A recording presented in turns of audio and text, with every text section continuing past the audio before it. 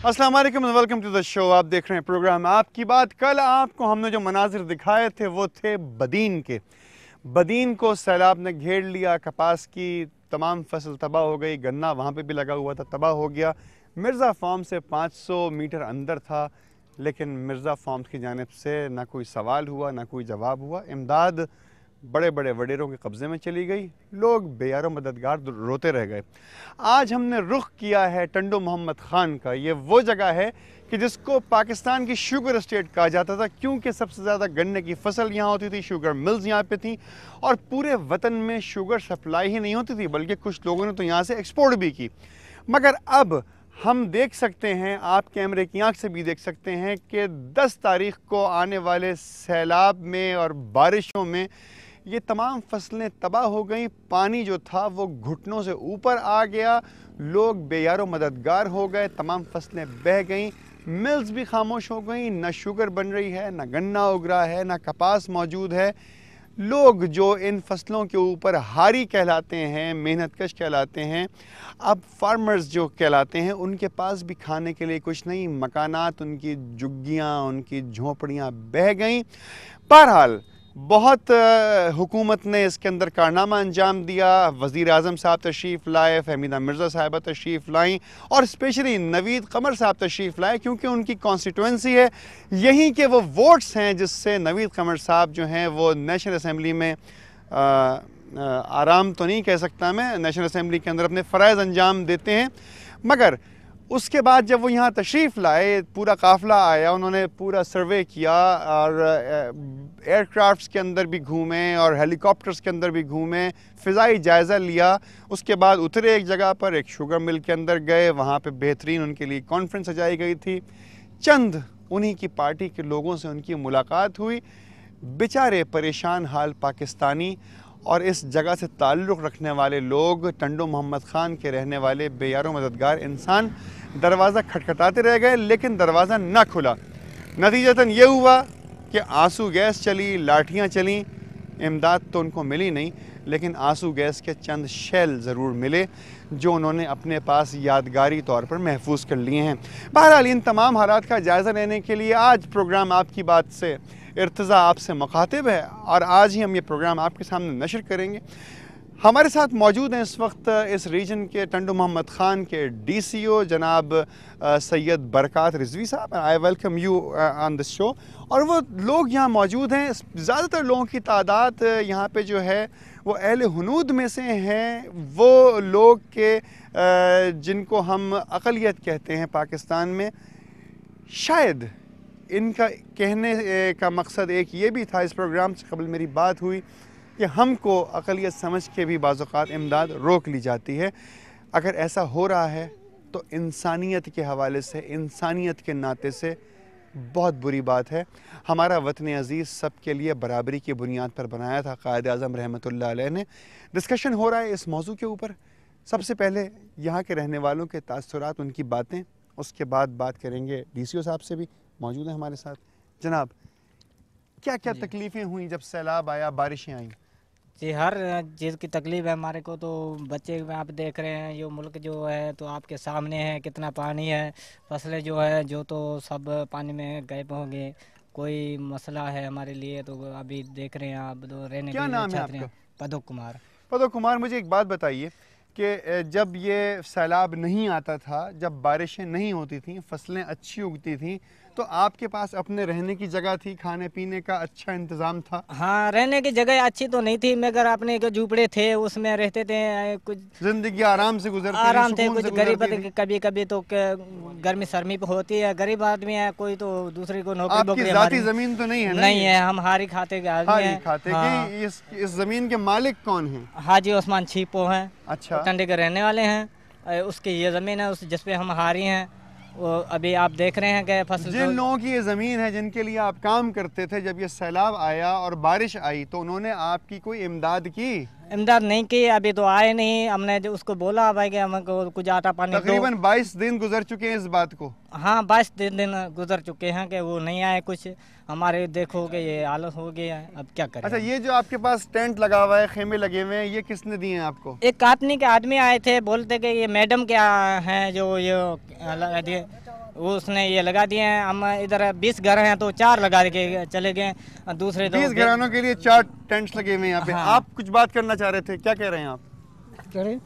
कुछ कह रहे थे ये आप? कह रहे थे कि आप ये माइक छोड़। ये कह रहे थे भाई ये डूब गया हमारा घर, तो इतने आसान है आटा पानी दे, वो इसकी वो तो ये कह रहे ये घर सारा है ये भी डूब गया। ज़मीन में हमारी आबादी होती है वो अब डूब गई। तकरीबन कितनी आबादी होगी यहाँ पर? आबादी ये तकरीबन 200 एकड़ खंड हो गई हमारी, तो डूब गई। कितनी? 200 एकड़। 200? 200। ठीक है। अच्छा, कितने लोग रहते हैं यहाँ पे? ये हमारे घर, ये घर 20 घर है हमारा। 20 घर रहते हैं यहाँ हाँ, जो ये जमीन के ऊपर काम हाँ, करते काम थे। करते हैं। यहाँ कौन कौन सी फसलें होती हैं? ये सारी होते हैं, ये कमाद होता है, गन्ना होता है, हाँ। कपास होती है, हाँ कपास भी होती है। इसके अलावा भी कुछ होता है? ये कुछ नहीं, यही होता है ये खाना। अच्छा, अब मुझे ये बताइए कि इमदाद आपके पास पहुंची सही तरीके से? सही तरीके से एक दफा पहुंची है, दूसरे चक्कर आई नहीं। अच्छा, क्या क्या मिला आपको पहली मरतबा इमदाद में? आटा। तेल, चाय, दूध, शक्कर, हाँ पत्ती? हाँ ये पत्ती ये मिला, पत्ती वगैरह सब कुछ मिला? हाँ मिला।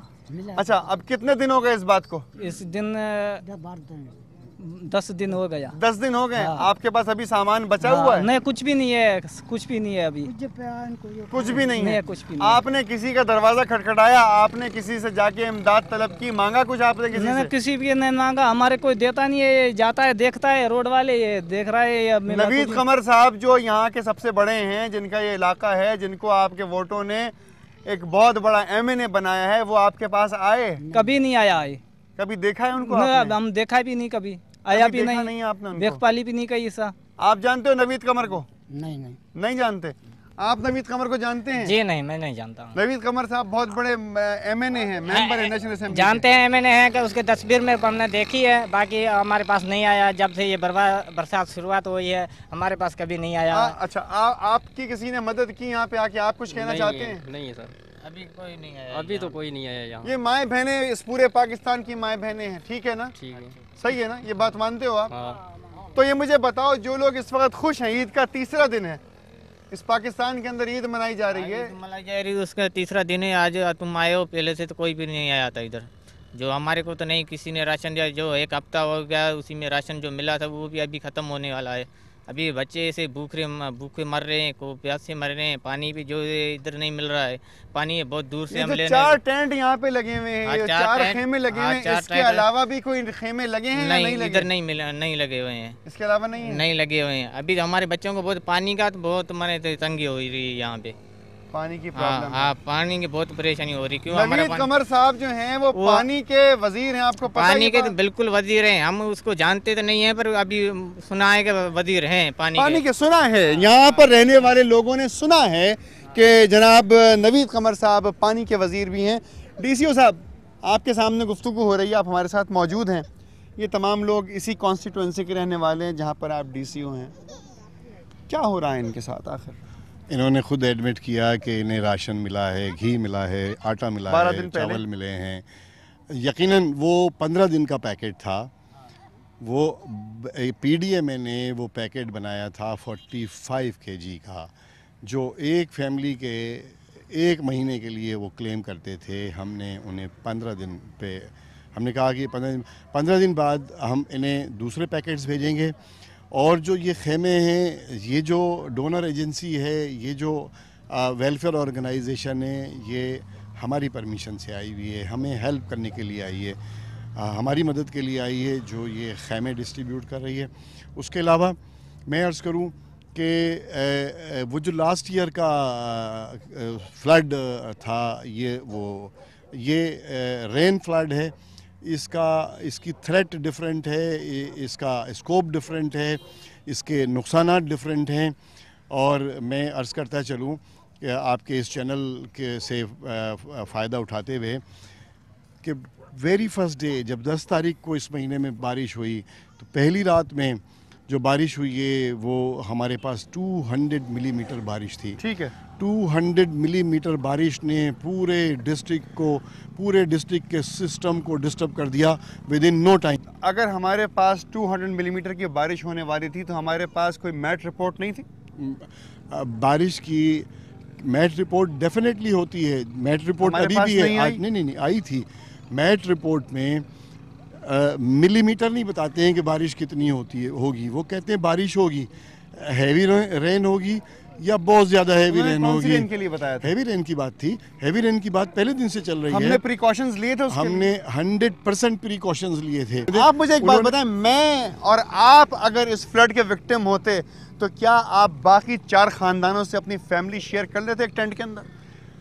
अच्छा, इनका ऐसा नहीं है, मगर इनका तो बिल्कुल डिफरेंट कल्चर में रहते हैं। Culture, now we are talking about culture. DCO साहब कल्चर का जिक्र कर रहे हैं, मौजूद गुफ्तगू वही है। डीसीओ साहब आपसे सवाल भी करेंगे अभी कि लोगों को दरवाज़ा खटखटाते उनके हाथ खटखटा दिए गए लेकिन दरवाज़ा नहीं खुला, शेलिंग हुई, लाठी चार्ज हुआ, ऐसा क्यों हुआ? आपका इलाका है, आप डीसीओ हैं, गुफ्तगू इस मौजू के ऊपर भी होगी।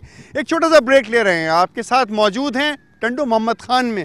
लोग परेशान हैं, हमारे साथ रहिएगा।